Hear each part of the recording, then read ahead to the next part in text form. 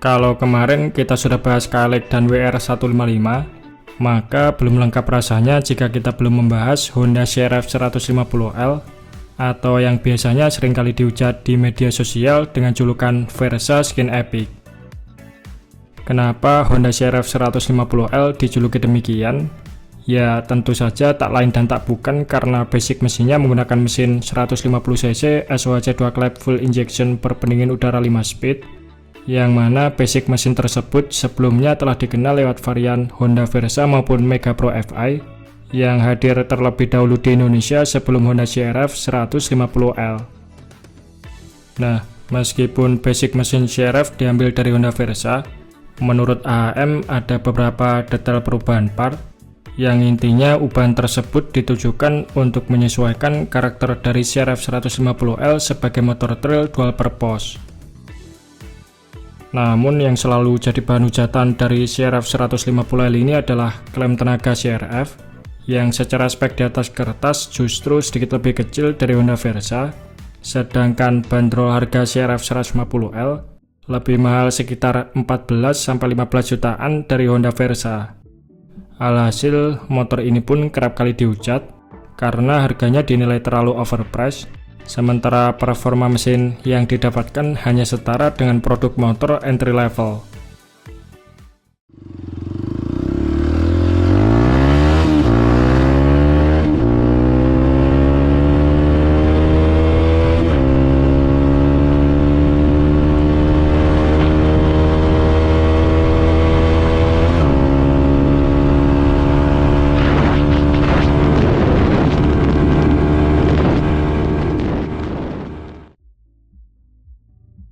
Lantas, kenapa harga CR-V bisa jauh lebih mahal dari Honda Versa?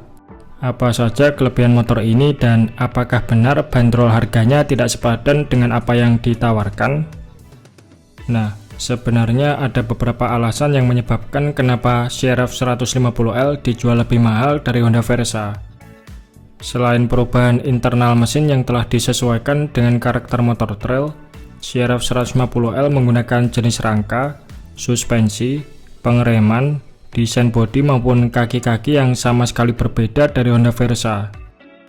Misalnya seperti suspensi depan Honda CR-V yang sudah memakai upside down dari Showa, kemudian suspensi belakangnya monoshock, rangka tipe double cradle dengan besi penyangga bawah tambahan, lalu pengereman sudah memakai full cakram, serta velgnya memakai jari-jari ring 21 inch depan dan 18 inch belakang yang dibalut dengan ban tipe dual purpose.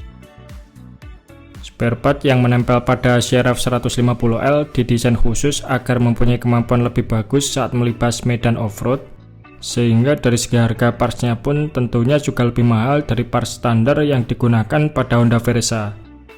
Jadi nggak heran kalau bandrol harga CR-V ini lebih mahal dari Honda Versa, karena untuk merubah Versa menjadi sebuah CR-V ada banyak sekali penyesuaian serta penggunaan parts motor trail yang harganya lebih mahal.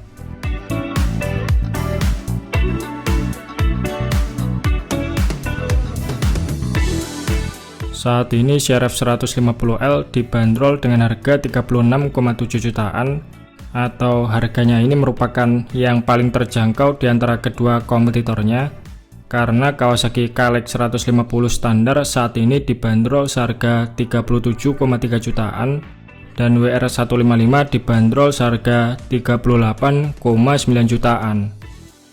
Walaupun secara spek di atas kertas tenaga CR-V 150L masih kalah dari Honda Versa, namun jika dikomparasi dengan kompetitor sekelasnya, Honda CR-V 150L ini berada di tengah-tengah antara Kawasaki KLX 150 dan Yamaha WR155. Sistem pengkabutan injeksi yang telah disematkan pada mesin CR-V 150L membuat performanya sedikit lebih bagus dari KLX 150 yang masih mengandalkan sistem pengkabutan karburator. Di sisi lain, kelebihan dari pengkabutan injeksi ini adalah konsumsi BBM-nya yang irit, sehingga dalam kondisi standar, CR-V 150L mampu menghasilkan 42,3 km per liter bahan bakar, atau lebih irit dari KLX 150L yang mencatatkan 31,8 km per 1 liter BBM.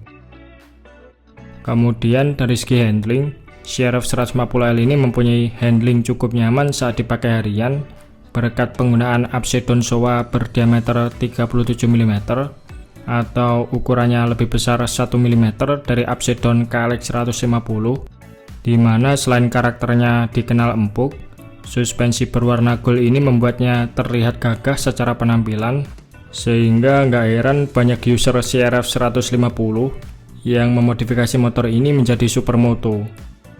Ya, meskipun performa mesinnya nggak banyak yang bisa diharapkan, setidaknya CRF 150L mempunyai look yang cukup oke jika dijadikan supermoto.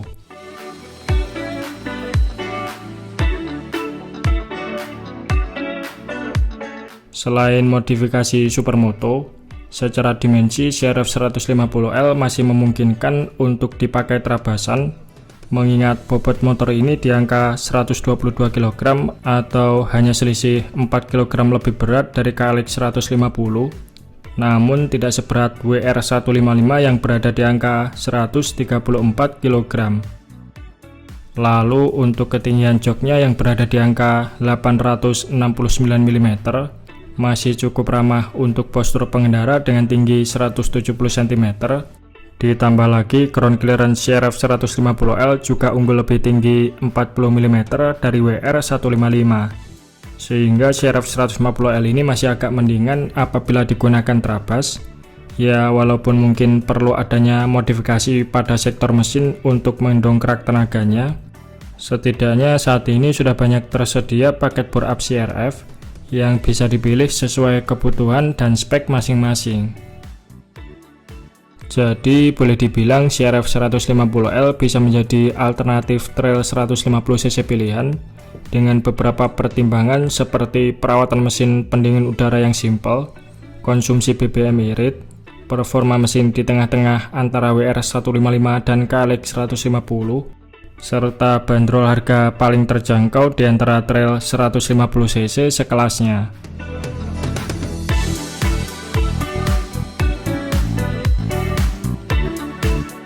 Nah, bagaimana pendapat teman-teman mengenai CRF 150L ini? Oke, mungkin itu saja sedikit pembahasan kita di video kali ini. Terima kasih sudah menonton. Sampai jumpa di video-video Bang Rossi selanjutnya.